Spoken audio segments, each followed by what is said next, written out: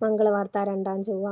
ലൂക്കായുടെ സുവിശേഷം 1-ാം അധ്യായം 39 മുതൽ 45 വരെയുള്ള വാക്യങ്ങളുടെ വിശകലനം. എലിസബത്ത് ദൈവത്തെ സ്തുതിക്കുന്നു. എലിസബത്ത് പ്രായം കവിഞ്ഞവളായിരുന്നു. മറിയം പ്രായത്തിലേക്ക് പ്രവേശിക്കുന്നവളും. ക്ഷിപ്രസാദമായ കാര്യങ്ങളാണ് രണ്ടുപേരിലും ദൈവം ഇടപെട്ട് നടത്തുന്നത്. പുരുഷബന്ധത്തിലൂടെ കുഞ്ഞുങ്ങളുണ്ടാകാനുള്ള സ്വാഭാവിക പ്രായം കഴിഞ്ഞവളായിട്ടും അവൾക്ക് ഒരു കുഞ്ഞിനെ നൽകാൻ ദൈവം തീരുമാനിച്ചു.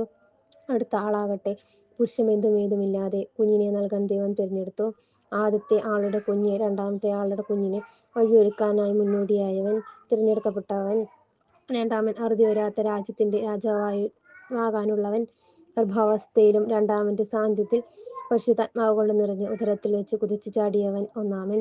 രണ്ടാമൻ പരിശുദ്ധാത്മാവ് സഹവാസത്തിൽ ഗർഭാവസ്ഥയായവൻ. ഒന്നാമന്റെ അമ്മ രണ്ടാമത്തവന്റെ അമ്മയ്ക്ക് സ്ഥാനം കൊണ്ട് ഇളയമ്മ. പ്രായത്തിൽ ഇളയവളായിരുന്നിട്ടും തന്നെ സന്ദർശിക്കാൻ എത്തിയിരിക്കുന്ന തന്റെ പേരമകൾ ദൈവത്തിന് അമ്മയാണെന്ന് ലോകത്തിൽ ആദ്യമായി വെളിപ്പെടുത്തപ്പെട്ട ഭാഗ്യവതി. ദൈവത്തിന് അമ്മയാകാനുള്ള ഭാഗ്യം ഒരാൾക്ക് ദൈവത്തിന് ആകാൻ തിരഞ്ഞെടുക്കപ്പെട്ടവളാണ് തന്റെ മുൻപിൽ നിൽക്കുന്നതെന്ന് തിരിച്ചറിയാനുള്ള ഭാഗ്യം മറ്റൊരാൾക്ക്. ഒരാൾ അവസാനത്തെ പ്രവാചകന് ജന്മം നൽകിയ പഴയ നിയമത്തിലെ അവസാനത്തെ അമ്മ. മറ്റവൾ പ്രവാചകന്മാരുടെ കാലത്തിൽ അറുതി വരുത്തിയ കുഞ്ഞിന്റെ പുതിയ നിയമത്തിലെ ആദ്യ അമ്മ.